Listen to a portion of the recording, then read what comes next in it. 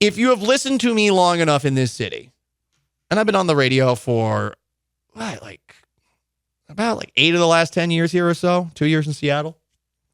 I used to do this thing whenever the Texans were looking for a quarterback, which honestly, until they got Deshaun Watson, was every effing year, where I would just say that we had hungry eyes for another quarterback. Is it because I like Eric Carmen, the singer? Yes. Is it because I like the movie Dirty Dancing? Yes. Nobody puts baby in a corner. So what we do is we would list quarterbacks that were either, I don't know, mediocre backups on other teams, whether it was Brock Osweiler or last year Cooper Rush, or we would just list every rookie quarterback and salivate over it like a man who hasn't had sex in over a year, which apparently is happening these days because people are focusing on sports gambling. Serious take we'll get to in garbage time. So, Sean Mapes, give me a little hungry eyes because we no longer have that problem with C.J. Stroud in Houston. This is a problem of the New York Jets. And oh, man. Talk about Yule logs. I got a big old Yule log thinking about the Jets sucking at that quarterback spot. It's great. They signed Aaron Rodgers. He lasted, 4 plays? Oh, my God. And there was a report that Zach Wilson was reluctant to play. Robert Saleh denied it. We played that audio yesterday. Here is Zach Wilson at yesterday's press conference, also denying the idea that he was reluctant to go back in there after having been demoted from the backup to the third-string quarterback. Absolutely not. Absolutely not. I love the guys in this locker room, and I would do anything. And I think anytime you have an opportunity to step on this field, you need to take advantage of it. Did you feel the need to address the team at all about that? Because that report kind of was widespread on Monday.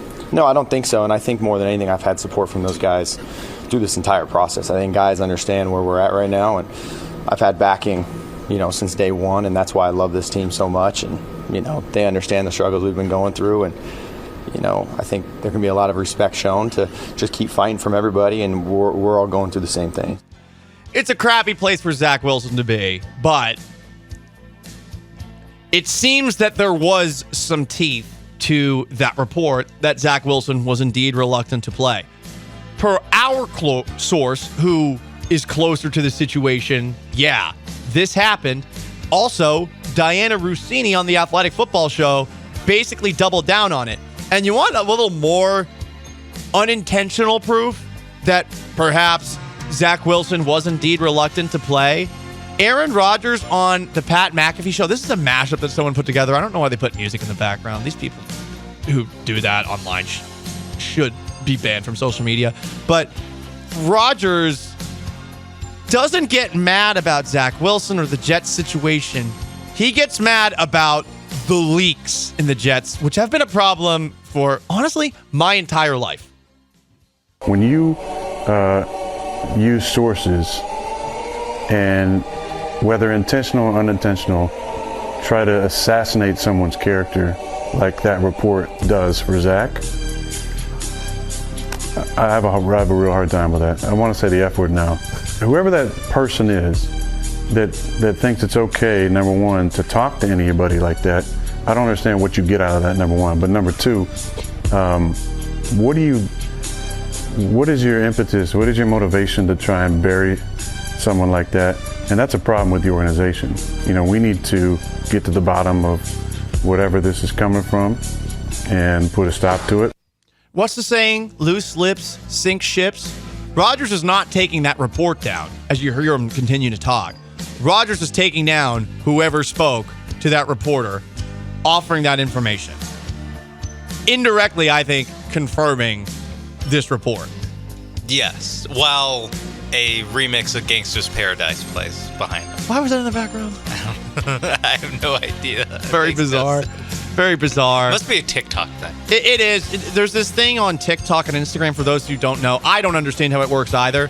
But if you play a sound that is popular on TikTok, supposedly it makes things work for you better in the algorithm. Maybe this is something I need to start doing when I upload things to TikTok. I've been told a bunch of stupid things to do, like to upload it, but guess what? My latest post to TikTok got taken down for being racist. It was my Tucker Carlson on Shohei Ohtani. Oh, yeah. For hate speech and racism. Not even kidding. I appealed it. But I'm just like, oh, wow. Oh, classic China. Just stepping on the truth. Because I said that China won World War III. I bet that is entirely why. Because of Shohei Ohtani, which, again, just how do you not see the parody of that? But whatever. I think it's like an auto thing, I imagine. Probably. It's like automated. But the, you should start, like, posting, like, Victor Caratini takes, but then with, like, whatever Olivia Rodrigo song is trending at the time, or whatever, like, Taylor Swift trend is. Shake it off. Yeah, just throw some hashtags on there, get the Swifties to be like, wait, I don't think Victor Caratini is actually Italian. He's not. He's stolen Italian valor, even though I was the one who made up that he was Italian, and now I'm learning he's not Italian. It sounded Italian. Cut me some slack. It ended in a vowel. I'm not going to look up a backup catcher's ethnicity. I'm just going to base it off of his last name. Anyway, while we're on the Jet situation, I'm just thankful the Texans are no longer here.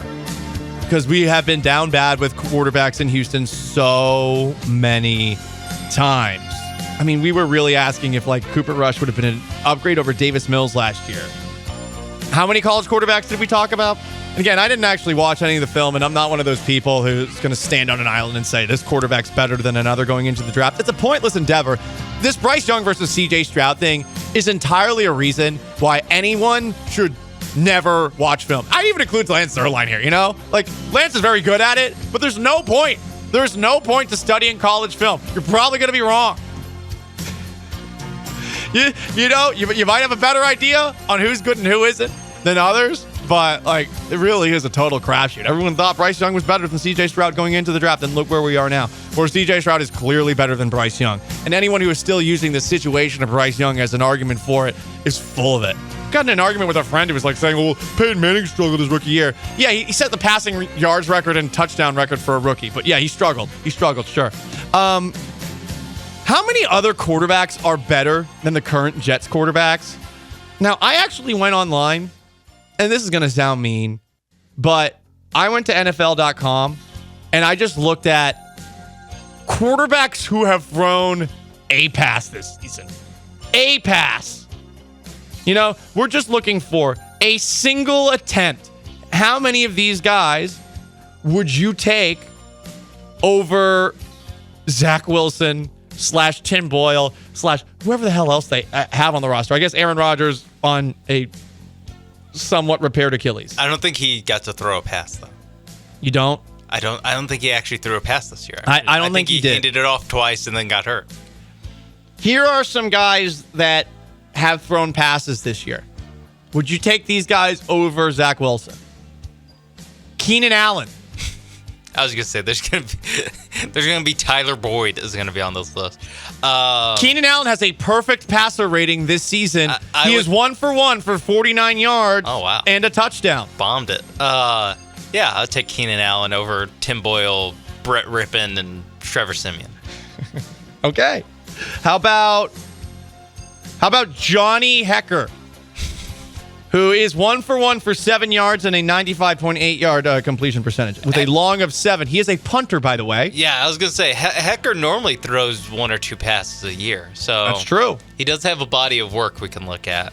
Give me Hecker. I think it was a college quarterback. I think he was too.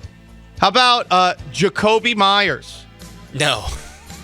He's 0 for 1 this year. Jacoby Myers, I'm familiar with his work from last year. Yeah, his work last year wasn't great. That was in the middle. He was the one who threw it to Chandler Jones. It was a completion. No, it wasn't. It did connect. Right between Chandler Jones, who, by the way, is not a New England Patriot. Right between his numbers. Devin Singletary. Yeah. Oh, yeah. He's got a 131.2 passer rating. He's 1 for 1 on the year with a touchdown of 6 yards. Motor. Yeah, no, I'd take Devin Singletary. How about over Zach Wilson and Brett Ripien and the late Tim Boyle? Trevor Siemian is also in the mix. Trevor Siemian, I forgot. How about Dontavian Wicks? That's a real person. Yeah. 1 of 1 for a passer rating of 118.8. Long of 14 on the year. 14, so he's moving the chains? Yeah, give me Wicks. Dontavian Wicks. How about Sam Darnold? Imagine if he goes back to the Jets. He's got 3 passing attempts this year. Wow. I'm Go 49ers! I'm more surprised that he threw a pass than Jacoby Myers. Blaine Gabbert. Now, Blaine Gabbert, get this, has thrown 5 passes this year. Can you guess how many of them were intercepted? 2. Yes, actually. 3 for 5 with 2 picks. Who's he play for? The Chiefs. Ah. Yeah. Oh, is he the new Henne? I think so. We're right. I think he came in last. No, that was Chad Henne. You're right. But Yeah. now they need a new guy for when Patrick Mahomes gets like seriously injured for 3 plays and then comes back. Marcus Mariota. Now, we're going to play some audio of him tomorrow before the Cowboys and Eagles game where a Houston legend says that he should be starting over Jalen Hurts.